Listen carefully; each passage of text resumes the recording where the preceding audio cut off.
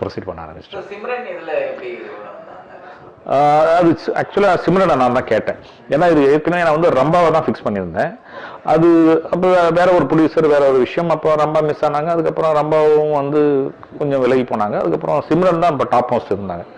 அப்போ சௌத்ரி சார்ட்டு நான் சிம்ரன் தான் சொன்னேன். ஏய் சிம்ரன் எப்பறம் இருக்குது செட் ஆகும், அவங்க ரொம்ப கிளாமராக பண்ணிட்டு இருக்கு அப்படின்னு சொல்லி சொன்னாங்க. இல்லை சார், அவங்களுக்கு வந்து வேற மாதிரி நம்ம மாற்றி காட்டலாம். அவங்க கிளாமர் மாத்திரம் இல்லை, அவங்களுக்கு வந்து சாரீலாம் கட்டினா ரொம்ப அழகாக இருப்பாங்க, மாற்றி காட்டலாம் அப்படின்னு.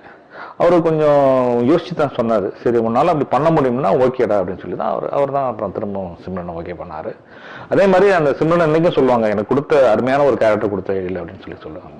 அவங்க வந்து நீங்க சொன்ன அப்போ கிளாமர் குவீன். ஆமா ஆமா ஆமா. ஆனா இந்த படத்துல நான் பார்த்தேன் மேக்ஸिमम சாரி அண்ட் ஆமா சுடிதார் அப்படிங்கறது தான் இருக்கு.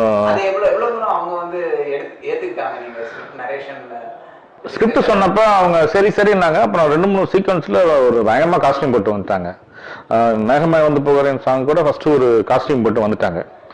லாரன்ஸ் தான் மாஸ்டர் அதுக்கு. லாரன்ஸ் நின்று இருக்காரு, நான் வந்து அப்படியே சுற்றி வரேன். எனக்கு அந்த காஸ்டியூம் வந்து ரொம்ப பர்ஃபெக்டாக இருக்குது.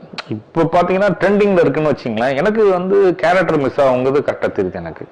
அப்புறம் அப்படியே சுற்றி வந்தேன். அப்புறம் சிம்ரனை கூப்பிட்டு கேட்டாங்க, என்ன உனக்கு இந்த காஸ்டியூம் பிடிக்கலையா அப்படின்னாங்க.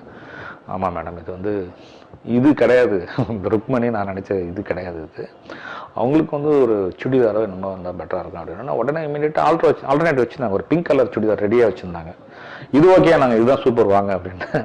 ஸோ அப்புறம் அந்த மாதிரி தான் அவங்க ஒரு டேரக்டரோட ஆர்டிஸ்ட் தான். அவங்க என்ன தேவைங்கிறது தெரிஞ்சுக்கிட்டு புரிஞ்சுக்கிட்டு அடம் பிடிக்க மாட்டாங்க. ஏன்னா அப்போ நான் ஒரு ஃபர்ஸ்ட் ஃபிலிம் டேரக்டர். ஸோ அப்போ வந்து அவன் ஏதோ மனசில் வச்சுக்கிட்டு தான் அவன் சொல்கிறான். ஏன்னா ஒரு பெரிய டேரக்டர்னா ஈஸியாக சொல்லி நான் கன்வின்ஸ் பண்ணிடலாம். அப்போ புது டேரக்டர் அப்படிங்கிறப்ப நிறைய ப்ராப்ளம் இருக்கும். நம்ம போய் அவ்வளோ பெரிய ஆர்டிஸ்ட் எப்படி சொல்கிறது அப்படின்னு சொல்லிட்டு. ஸோ நம்ம கொஞ்சம் நிதானமாக அதை புரிய வச்சுக்கும் போது அவங்க புரிஞ்சுக்கிட்டாங்க அதை.